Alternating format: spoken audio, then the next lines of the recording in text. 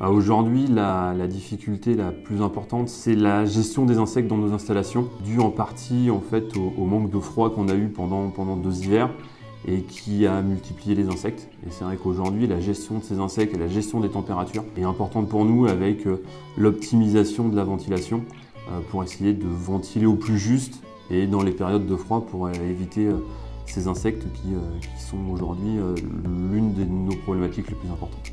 3 ans maintenant qu'on travaille avec les solutions Javelot, avec les flats Javelot.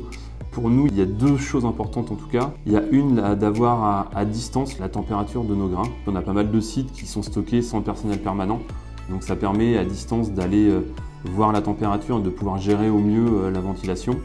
Et puis ça permet de gérer au plus juste la ventilation, de savoir exactement dans nos cellules quelle est la température et de déclencher la ventilation quand il faut.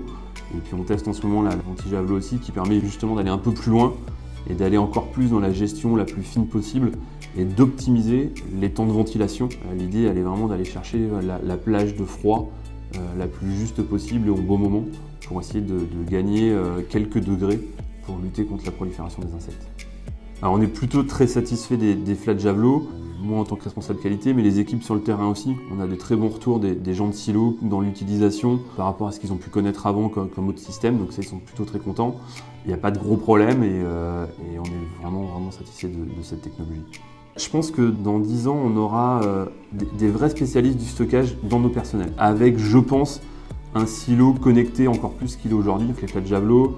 Il y a la ventile Javelot aussi qui est là derrière. Je pense qu'il y a beaucoup de choses et que le silo va se connecter parce qu'on va aussi, nous, pour des coûts de structure, diminuer le personnel présent sur les sites. Donc on aura de plus en plus de silos qui vont entre guillemets vivre seuls, qu'il faudra surveiller à distance. Et forcément aujourd'hui, les outils technologiques vont nous permettre de gérer au mieux ces silos-là pour éviter de découvrir au bout de 6 mois qu'on est envahi d'insectes. Donc je pense vraiment qu'on va avoir ces 2 axes, une partie formation du personnel sur les métiers de base du silo, et puis une partie OAD, objets connectés, enfin voilà, tout ça ira ensemble pour aller avec ces gens-là et pour coupler tout ça pour dans 10 ans avoir des silos qui vont vraiment optimiser la ventilation quand il fait froid, les coûts d'exploitation et je pense que tout ça va vraisemblablement vers un peu plus de silos connectés, silos 2.0 demain.